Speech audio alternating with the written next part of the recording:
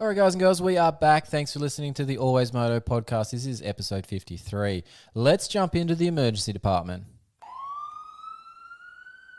The emergency department. All the injuries, all the gory details, and when they'll be back on track. It's the list you really don't want to be on. I keep saying it week after week, but you do not want to be on this list at any point in the season. All right, let's jump into the injury news coming out of Indianapolis. Three major injuries, or three incidents, two major injuries. And unfortunately, when I say major injuries, they are significant injuries. We've got out from injuries at Indy that won't be making the track at Detroit this weekend. Bubba Pauly, nasty thumb injury. For those that haven't seen it, go and check out his Instagram page. He's unfortunately managed to have a front end washout in qualifying, and somehow his hand's been still on the bar and managed to rip the tip of his thumb off. And when I mean the tip of his thumb, I mean basically amputation style, chop the top of the thumb off, basically from just behind the nail bed area. It's been chopped straight off, so bone, all the tissue, the skin, the nail, everything, just basically chop it off there and hang it out. The interesting part that's happened with it, but he somehow managed to, now normally when you chop these things off at that point, obviously it cuts all the tendons, the ligaments across the joints, everything, right? But somehow in this instance, it's actually been like a pull injury where it's pulled the end of the finger off and it's yanked the thumb tendon that attaches right to the tip of that bone in the thumb there, ripped it out of the forearm. So it's actually pulled it all the way down his forearm and yanked it out. So there's a picture in his little Instagram video of the tip sitting on a piece of rag or whatever it is on the table there, and the tendon is actually curled up next to it, and he's had to have that reattached further up his forearm, as well as have the thumb tip reattached. Now, luckily that's been able to happen, but as per usual with these things, when they rip off, it's gone pretty black. It's gone a bit dead looking. And then lucky Bubba, he's been sitting there getting to have a leech suck on the end of his thumb. And that's an interesting old medieval time sort of process. But they're using the leech on the end of the thumb to try and suck through some blood into that area and get some vasculature happening to make that tip survive. So there's another video that Bubba put up after I was chatting to him where he's just got that leech hanging on the end of it, and he's watching TV and it's just sucking away. It's just a weird scenario. Don't know how this is all going to play out. Hopefully that reattachment stays and it thrives and the blood vessels continue to work through there and it gets perfused, as they say, with the blood flow. But there is the chance that in a couple of weeks or even in a couple of days that doesn't work and that tip has to come off and he just loses the tip of his thumb, which won't be awesome. I actually said to him when we were chatting back and forth in some text messages, he was using text to talk, so talk to text, or wrong way around. It's because he obviously doesn't want to type with one hand, can't type with one hand. But I said to him, it might be something worth checking in with Jesse Nelson. Unfortunately, he had something similar happen to him many, many years back before he had his spinal injury, and he still managed to race with it. So we'll have to see how this all plays out for Bubba, but he's going to be out probably for the rest of this Supercross season at least, while things go with that thumb. And like we said, hopefully it gets perfused and the blood flow starts circulating in that area and it all goes well from there. But it's going to be a big watch and act and see what happens with this one. But he's still in hospital as far as I know. He's coming home soon if they allow. But yeah, big one for Bubba Pauly. The other big one was our red flag incident that we talked about earlier in our general talk section with the contractor. It was for Larry Reyes. He's popped up on Instagram an update on his situation. Now, we've reached out to him, but we haven't got a response yet from Larry. Hopefully, we hear from him shortly and we can bring you more of that on next week's show. But for now, he's got a concussion, a shoulder fracture, and the main part of the injury for him is he actually has a major liver laceration. I think he mentioned grade 5 liver laceration there, so pretty significant. He would have had surgery on that to repair the damage, and he'll be probably on some different things for the next week or so, potentially in hospital for that period as well, whilst he is recovering from that surgery that needed to be repaired from that. So some pretty significant things there for Bubba and for Larry. The other major ones that were happening, or the other major crashes that were happening of note, was to Benny Bloss. He had two big crashes at Indy.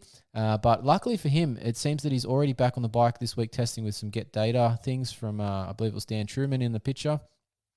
But we've reached out to him, but no response. But at this stage, we believe he'll be going for Detroit. So sounds to be all good there.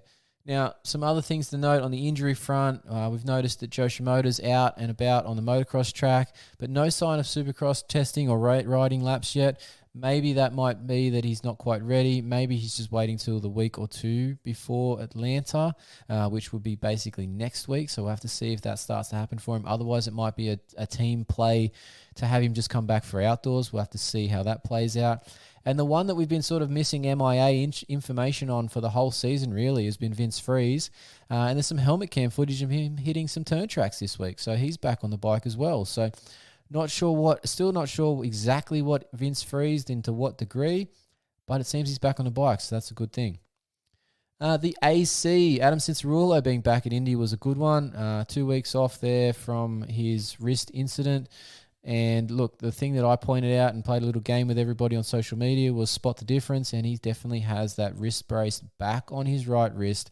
I'd mentioned it in previous shows that he'd dropped it this year, ever since he basically came back at the end of last year from his ACL injury. He didn't have it on, and I was wondering what was happening there, but he's got it back on now, so wonder if it's that right wrist that was the incident side, and that's why he's got it back on for some protection. I wonder if it'll just stay there permanently now or what will happen with that. But there's a bit going on, and as I said on last show, I'd love to sit down with AC and do an interview and just hear a bit more about what's going on with these things and the thought process behind the brace on and off, etc., etc. So, yeah, be an interesting one to hear from. Lastly, in our list of things to note, it's Nate Thrasher. Now, we've found out on some of the other podcasts we listened to. I think it was from the Pulp review show. I can't remember exactly. I didn't note it down at the time, but it's popped back up in my brain right now. And it's Nate Thrasher. And actually at that Daytona crash, we talked about the fact that he might have tweaked his knee in that injury, but it seems that he actually broke a couple of ribs in that crash instead. So he's added to his injury issues. And like we're talking about earlier, I just don't see how this is going to continue to go for Nate with the situation with the injuries and potentially that ACL surgery that he might need to have. I'm noticing that his foot is on the peg a lot, and he's obviously protecting that, and that's got to be impacting his ability to ride aggressively. He just probably doesn't have that same confidence in those corners. So I'm interested to see how long this lasts. And like we said earlier, maybe there's some sort of financial thing that he's trying to meet to then get the benefit or get a contract re-signed or something along those lines. He's got to do a minimum number of races or a minimum number of podiums or wins, etc.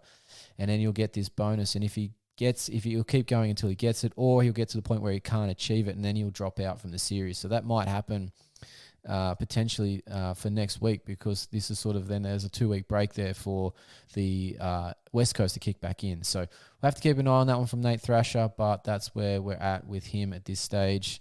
Just a bit of a question mark on him with that knee the whole time since week 2 of the season for him for East Coast. All right, and the other one, a couple of ones we don't really know about. We mentioned them also when we're talking fantasy earlier with the contractor, but Michael Mosman and Dylan Ferrandis don't know their status, ready to come into this weekend at this stage when we're recording.